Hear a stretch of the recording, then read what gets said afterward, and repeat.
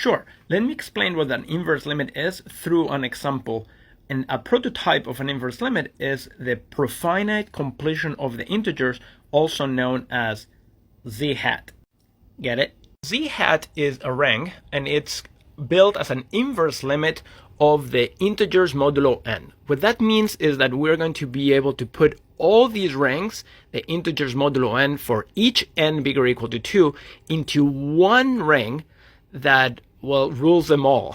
What is an element of z hat? So an element of z hat is actually going to be an infinite sequence of congruence classes. So it's a sequence of congruence classes, one congruence class for each n bigger or equal to 2, such that these congruence classes are coherent. In what sense? These integer rings have natural maps. If you have a divisor m of n, then there is a map to the other integer ring.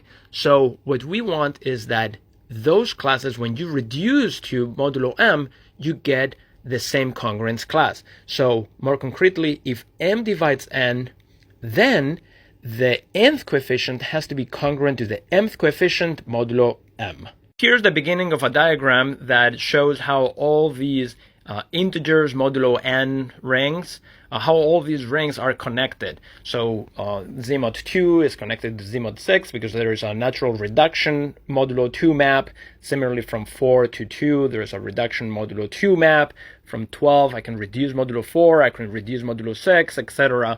And here you would have, for example, z mod 8 would go that way, and so on. And this way, I'm missing z mod 5, z mod 7, and so on.